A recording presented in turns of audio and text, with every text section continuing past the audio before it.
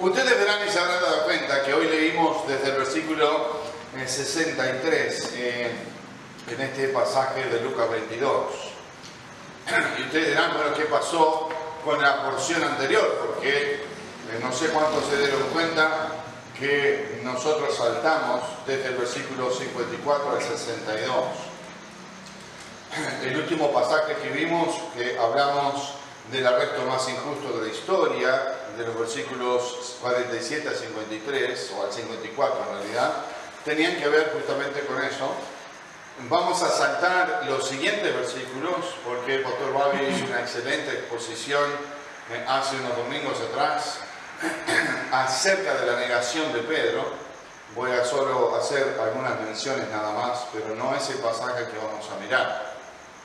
Y por lo tanto vamos a estar concentrados en los siguientes versículos de 63 al final. Pero para poner todo un poquito con el contexto de lo que estamos mirando aquí en esta porción de Lucas, recordamos acerca del arresto de Jesús, en esos versículos que ya el pastor expuso delante del Señor y nosotros, en el pasaje anterior cuando Cristo anunciaba la negación de Pedro. Parece hace mucho tiempo, a veces no nos damos cuenta que en estos últimos capítulos de los evangelios, y especialmente aquí también en Lucas, sucede lo mismo. La narración de los sucesos que acontecieron con Cristo, su arresto, previo y después y durante, estamos hablando simplemente a veces de horas nada más. Les recuerdo que el anuncio de lo que predicó el pastor Babi, el anuncio de la negación de Pedro, había sido simplemente un rato antes, por decirlo de una manera, cuando él instituye la mesa del Señor en el capítulo anterior, en este capítulo 22. Allí él anuncia la negación de Pedro del versículo 31 al 34. Y digo todo esto porque se dan las cosas y se suceden las cosas y a veces entendemos que están pasando o tenemos la idea que está pasando mucho tiempo y solamente están pasando horas nada más. De un relato a otro, horas nada más. Pero quiero que noten conmigo, para poner todo en contexto, quiero que noten conmigo cuando dejamos el pasaje anterior que tuvo que ver con ese arresto de Jesús y la recriminación de Cristo a sus discípulos en el pasaje anterior por haberse dormido y no haber velado y orado con él en un momento de agonía. Luego allí en el arresto de Jesús, la mala interpretación de aquellos propios discípulos suyos en una defensa inadecuada. ¿Se acuerdan que habíamos hablado en cuanto a la espada del propio Pedro cortando la oreja a Malco? Parece que una sucesión de cosas se va dando en la vida de Cristo. Cuánto me alegro, por cierto, y esto no es una redundancia decirlo, cuánto me alegro, por cierto, que Él no solo es hombre, sino que es Dios. Amén. Porque si tuviéramos que nosotros vivir como hombres solamente lo que vivió Cristo en estas últimas horas, yo creo que ninguno, ni siquiera Él, si no fuera Dios, hubiera aguantado. De una cosa le sucedía a la otra, los discípulos no pudieron velar con Él, como digo. Luego trataron de hacer una defensa inadecuada, no entendiendo nada de lo que Dios ya había, a través de Cristo su Hijo, anunciado en cuanto a su muerte. Basta ya dejar, le dijo Cristo allí en el versículo 51. Y por supuesto todo lo que tuvo que ver con ese relato. Solamente queriendo hacer un recuerdo de lo que está sucediendo, luego que le prenden a Jesús y le llevaron, dice en el versículo 54, a la casa del sumo sacerdote, y Pedro le seguía de lejos. Otros relatos en los evangelios nos dicen, como ya estaba anunciado por Cristo también y por las Escrituras, que él iba a quedar solo.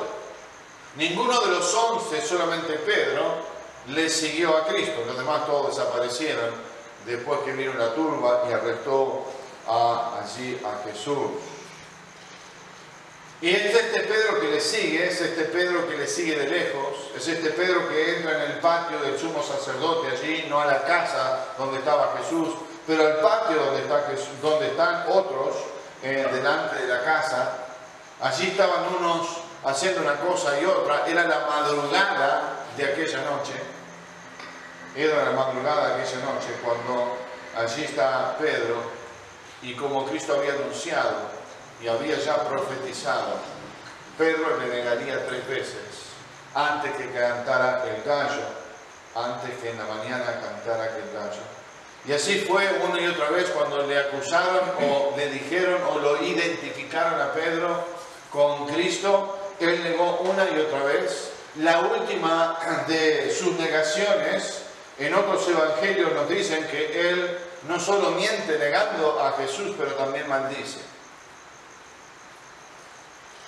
Y quiero simplemente leer en el versículo 60 al 62, y Pedro dijo: hombre, no sé lo que dices. Y enseguida, mientras Pedro hablaba, el gallo cantó. Y era la tercera vez que había negado a Jesús.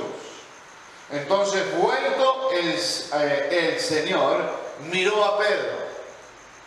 Tiene que haber sido la mirada más profunda y la mirada más delatora, probablemente de toda la historia. ¿Se imaginan a Jesús dentro de la casa del sumo sacerdote, allí discutiendo, acusándole el sumo sacerdote y los que estaban allí con ellos? Y no sé si a través de una ventana, a través de alguna abertura o a través de algo, Cristo da vuelta a su cabeza sabiendo lo que había sucedido. Y simplemente mira a Pedro, después de que el gallo había cantado y él lo había negado 3 veces. Cuando Pedro dijo, en el pasaje que predicó el pastor Bame, cuando Pedro dijo: yo te sigo hasta la muerte, yo te sigo hasta la cárcel, a ti no te voy a dejar ni te voy a negar. Y allí cantó el gallo, y Pedro, cuando miró también, y se acordó, Pedro dice, de la palabra del Señor que le había dicho: antes que el gallo cante, me negarás 3 veces. Y Pedro, saliendo fuera, lloró amargamente. Esta amargura de Pedro, este llanto de Pedro, es un llanto de arrepentimiento. ¿Cómo lo sabemos? ¿Cuál es la diferencia del resentimiento que sintió Judas, por ejemplo? La diferencia es que vimos un cambio rotundo en la vida de Pedro y una transformación. El otro, digo Judas, tuvo remordimiento por lo que había hecho. ¿Se acuerdan? Tira las piezas de plata, las quiere devolver ya tarde. Y luego va y se ahorca y se suicida. Gran transformación sí fue la de Pedro. Y cuántas veces nosotros hemos caído en lo mismo, de una forma o de otra, negando a Cristo en nuestra vida. Y si Cristo tuviera que mirarnos a nosotros hoy, ¿qué diría? Todo esto aconteció, todo esto sufrió Cristo, lo que pasó con sus discípulos, el arresto, el no saber cómo defenderlo, la negación de Pedro, todo esto pasó. Parece que las cosas iban de peor en mal. Cuando llegamos al relato de estos versículos que acabamos de leer, de aquí en más, hermanos, vamos a comenzar una serie de mensajes. Vamos a comenzar una serie de mensajes que tienen que ver con lo que Cristo enfrentó en las últimas horas más difíciles de su vida. Lo que Cristo enfrentó. De aquí vamos a empezar una serie de mensajes, van a ser 5 mensajes por lo menos, que tienen que ver con lo que Cristo enfrentó, a quién se enfrentó. Y le vamos a titular el día de hoy, el mensaje de hoy se titula Cristo ante el concilio. Cristo ante el concilio. Pero vamos a verlo en el número 2, en el capítulo 23, a Jesús ante Pilato. Vamos a ver a Jesús ante Herodes. Vamos a ver a Cristo ante la sentencia en el 24:13. Y vamos a ver a Cristo por último en la muerte. ante la muerte, ante la muerte. 23. En el 23, gracias Tito. En el 23, menos mal que hay uno que está despierto, gracias. No, esos 5 mensajes vamos a estar mirando en esta serie de mensajes que tienen que ver Cristo ante lo que se tuvo que enfrentar. El concilio, Pilato, Herodes, la sentencia y la muerte. Y la muerte. Y empezaremos esta serie en el día de hoy. Y tiene que ver con los versículos que hemos leído. Este mensaje de hoy es el Cristo o Jesús ante el concilio. Como subtítulo podemos ponerle allí a ese mensaje: una religión cegada de la verdad. Una religión cegada de la verdad. Si ustedes notan conmigo en estos versículos, vamos a ver 3 consecuencias nefastas. 3 consecuencias nefastas cuando una religión es cegada por la verdad. Y tenemos 2000 en este mundo en que vivimos, más de 2000 religiones. Toda religión está cegada por la verdad. Y vamos a ver 3 consecuencias nefastas. En primer lugar, una religión cegada de la verdad abusa de su autoridad. Abusa de su autoridad. Número 2, una religión cegada de la verdad acusa sin conocimiento. Acusa sin conocimiento.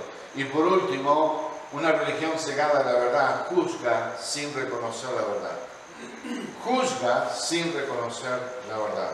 Y esas 3 consecuencias nefastas vamos a mirar esta noche en nuestro primer mensaje en cuanto a Cristo ante todas estas cosas. Cristo ante el concilio.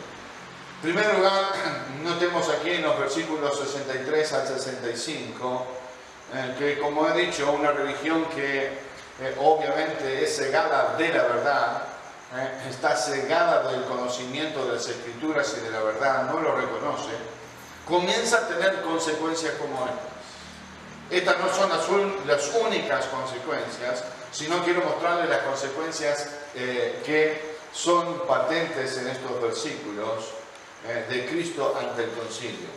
En primer lugar, entonces, abusa de la autoridad, abusa de su autoridad. Dice, y los hombres que custodiaban a Jesús se burlaban de él y le golpeaban. Y vendándole los ojos, le golpeaban el rostro y le preguntaban diciendo, profetiza, ¿quién es el que te golpeó? Y decían otras muchas cosas injuriándole. Hermanos, cuando los hombres en este mundo, las religiones en este mundo, que obviamente no siguen a Dios y no siguen su palabra, las Escrituras, no siguen por lo tanto la verdad, muchas veces abusan de su autoridad. Este fue el caso de estos que estaban encargados de custodiar a Jesús. Y podríamos decirle que estos fueron la consecuencia de un grupo religioso, porque es muy probable que estos eran simplemente soldados.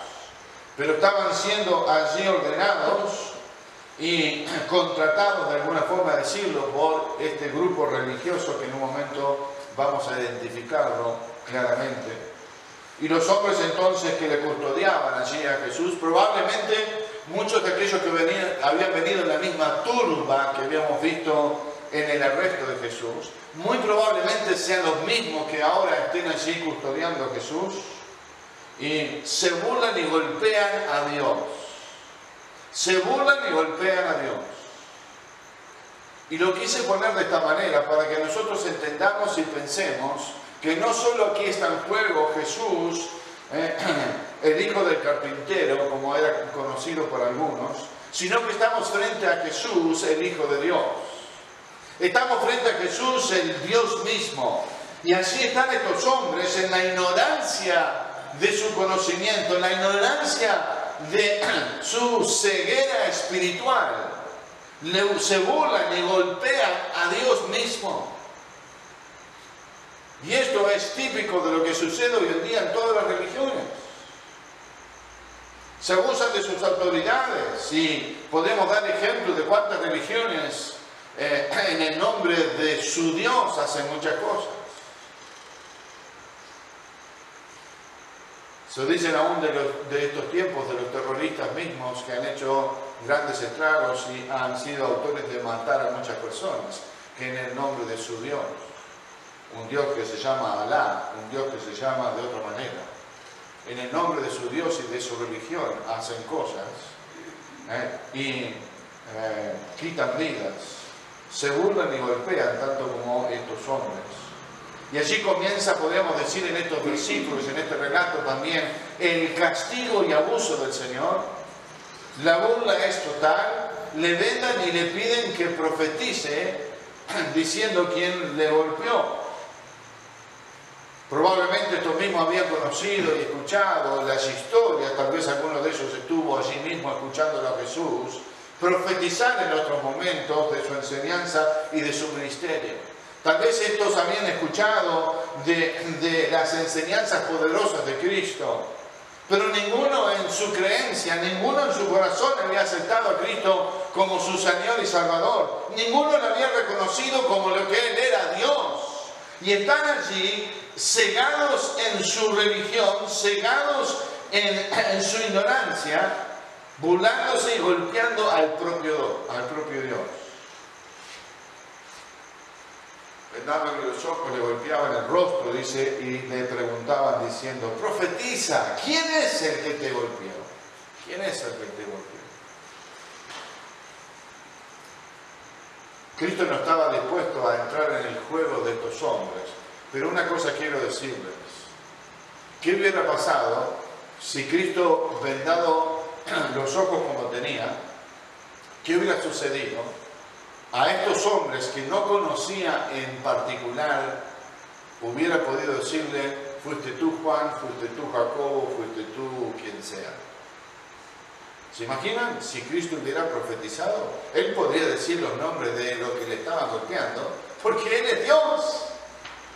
Él podía haberlos mencionado por nombre, pero obviamente que Él no iba a entrar en el juego de estos hombres. Pero se imaginan por un momento lo que hubiera sucedido, lo que hubiera pasado, para la sorpresa de estos hombres, que Cristo les hubiera dicho, vos, José, no sé, vos fuiste el que me golpeaste. Y hubiera dicho su nombre, y hubiera dicho su familia, conocido todo lo que obviamente conocía de aquel hombre. Conociéndole, digo, por la sabiduría divina, porque Él es Dios y no hay nada oculto. Obviamente eso es un caso hipotético que estoy mencionando, pero estos no sabían con quién se enfrentaban. Estos estaban dispuestos a burlarse y golpear al propio Dios porque su ceguera espiritual era tal. No solo eso, sino que blasfeman en contra de Dios. No solo se burlan y le golpean, pero blasfeman en contra de Dios. Notan ustedes en el versículo 65, dice, y decían otras muchas cosas, injuriándole. La palabra injuriar allí significa, en el original, blasfemar, significa blasfemar, significa hablar impíamente e irreverentemente acerca de Dios.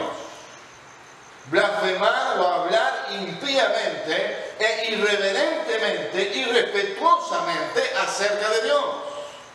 Y estos hombres allí, algunos soldados, otros siervos de los que habían venido probablemente a arrestar a Jesús, se burlan de Él, le injuran, le blasfeman contra Él, le golpean, y allí está Cristo, soportándolo todo, aún el abuso de la autoridad de aquellos que se creían tener autoridad en sí mismos. Muchas cosas le decían burlándose y blasfemándolo. Pensemos, hermanos, que un día estos mismos estarán de rodillas delante de Cristo. La Escritura dice que toda rodilla se doblará. Un día toda rodilla tendrá que dar cuenta. Un día toda rodilla se doblará delante del Señor mismo. Y aquel que no quiso acusarles, aquel que no quiso entrar en el juego de profetizar quiénes eran estos hombres, aquel que lo soportó todo por la causa del pecador, de nosotros mismos, un día será el rey que juzgue, un día será él que tenga la autoridad como siempre la ha tenido, como la tenía en aquel momento, pero por amor a nosotros, por amor a los pecadores, soportó aún la blasfemia, soportó el ser injuriado, soportó los golpes y el castigo. No solo esta noche vemos que una religión cegada de la verdad abusa de su autoridad, pero también quiero que noten conmigo que acusa sin conocimiento. Versículos 66 al 68. Acusa sin conocimiento. En versículo 66 dice: cuando era de día, después que pasó aquella noche, después que ya entraron en las primeras horas de la mañana, se juntaron los ancianos del pueblo, los principales sacerdotes y los escribas, y le trajeron al concilio. Le trajeron al concilio. Una religión cegada de la verdad acusa sin conocimiento. Qué paradójico que esta noche estemos mirando el juicio religioso de Dios. ¿Lo habías pensado? Estamos presenciando, estamos leyendo, estamos estudiando acerca del juicio religioso de Dios. ¿No es eso una paradoja?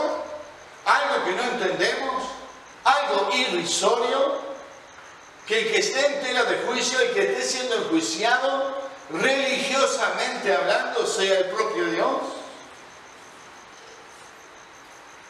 El juicio religioso de Dios.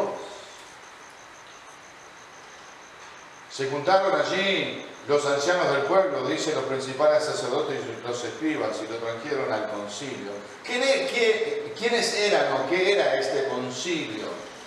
Este concilio es el que conocemos como el Concilio Supremo Religioso Judío. Concilio Supremo Religioso Judío. Otro nombre para este concilio es el Sanedrín. El Sanedrín.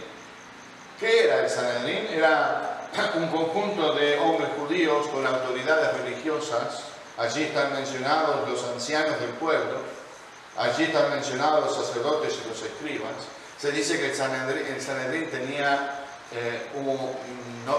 70 miembros. 70 miembros componían el Sanedrín, 70 hombres. Estos vinieron allí y se juntaron en una asamblea, se juntaron en un concilio. Este era, como digo, el concilio supremo. No había otra autoridad superior a esta en lo religioso judío. Estos eran los llamados el grupo del Sanedrín.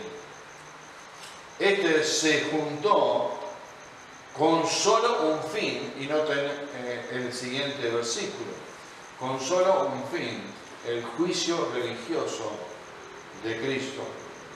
Y su pregunta acusadora está en los versículos 67 y 68, una acusación a ciegas. 67 y 68 dice: ¿eres tú el Cristo? Dínoslo. Y les dijo: si os lo dijere, no lo creeréis. Y también si os preguntare, no me responderéis ni me soltaréis. Obviamente sabía Cristo lo que iba a suceder, sabía las intenciones de su corazón, sabía las profundidades de su corazón cegado por su religiosidad. ¿Por qué este concilio supremo, de suprema autoridad religiosa judía, le pregunta a Jesús: ¿eres tú el Cristo? ¿Por qué le preguntan eso? Cristo sería un sacrilegio adjudicarse a sí mismo que era el Cristo. Allí que habían hablado los profetas, profetizados en el Antiguo Testamento. ¿No? Hubiera sido un sacrilegio. ¿Por qué le preguntan si eres tú el Cristo? Le preguntan porque le quieren acusar. Le preguntan porque no le han creído durante estos 3 años y medio de su ministerio. No le han creído. Ha hecho milagros, ha enseñado, ha hecho prodigios. Ha hecho maravillas, ha sanado a los enfermos, ha curado a los ciegos, ha sanado a los leprosos. la vista a los ciegos, ha sanado los cojos, ha alimentado milagrosamente a 5.000 personas a 5.000 hombres en una vez y 4.000 en otro momento. Ha hecho grandes milagros que solo el Cristo, solo Jesús podía hacer. Sus hechos no le han convencido a este grupo religioso supremo, de suprema autoridad. Y por eso en la acusación le preguntan, ¿eres tú el Cristo? ¿Eres tú el Cristo? Dínoslo. Y él le responde, si yo lo dijera no me creeréis. Y también si yo les preguntara, como en otras ocasiones Cristo le preguntó a los religiosos judíos, fariseos, escribas o saduceos o otros, sacerdotes, tampoco le responderían. No me vas a responder, ni tampoco me vas a soltar. ¿Cómo la ceguera religiosa acusa sin conocimiento? Estaban enfrente nada más ni nada menos que al Cristo. Estaban enfrente nada más ni nada menos que al Mesías prometido. Ellos lo habían estudiado una y otra vez en las antiguas escrituras, o sea, en el Antiguo Testamento, el anuncio y la profecía de que Cristo vendría. Sin embargo, ahora están enfrente a Cristo, le han visto caminar a Cristo por más de 3 años y no han creído, han visto sus obras, han visto su enseñanza, han visto cómo el pueblo se ha maravillado por la autoridad que tenía. Han visto que él enseñaba como quien tenía autoridad, no como los escribas. Han visto que él ha hecho grandes milagros y maravillas. Pero de todas maneras, alguien que está ciego no quiere ni siquiera ver. Y no puede ver por su ceguera. Acusan sin conocimiento. Y le digo, hermanos, que vivimos en un mundo tal como era aquel en el tiempo de Cristo. Más de 2.000 religiones hoy en día acusan a Dios de una y otra cosa. Con un poquito de verdad, con un poquito de mentira, mezclan las dos cosas y tratan de aparentarse ser lo que no son. Y acusar con acusaciones sin conocimiento. No sé cuántos de ustedes el día miércoles, lo mencioné esta mañana en nuestra clase de escuela americana, no sé cuántos de ustedes el día miércoles presenciaron el programa Santo y Seña. Hicieron un estudio, una cámara, hicieron un reportaje a la iglesia siglo XXI, ¿no? A la iglesia siglo XXI. Lamentable. La iglesia. El reportaje estuvo impecable. Lo sacó a la luz de los chantas que son. Lamentable.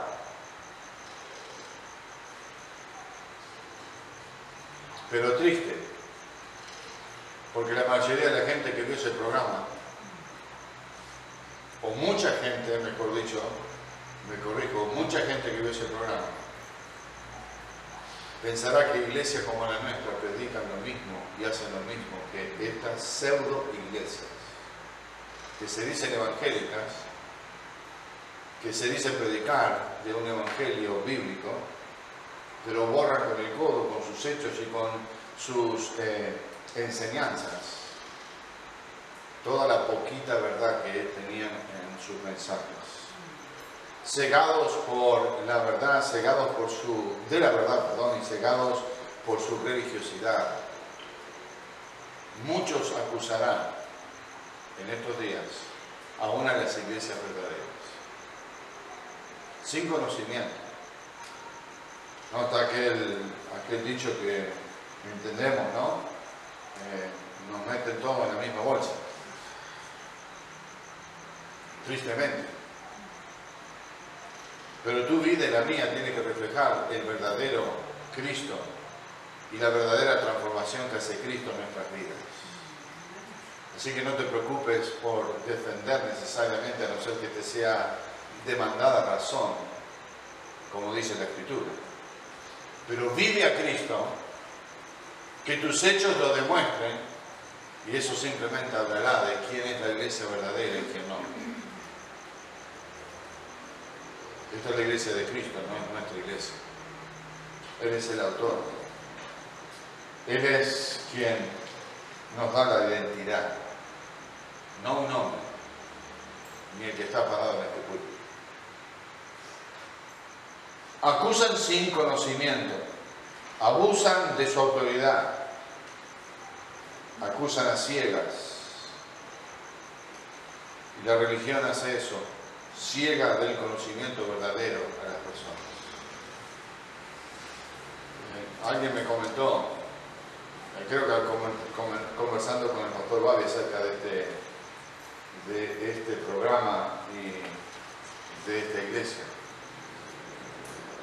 Uno veía algunos de los cultos, algunas de las reuniones, y 100 personas, no sé cuántas personas tenían, pero un grupo importante de personas. Y decimos, ¿cómo es posible? Cegados en una falsa doctrina, siguiendo a hombres.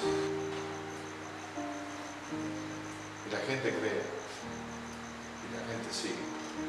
Y sigue porque está cegada del conocimiento de la verdad.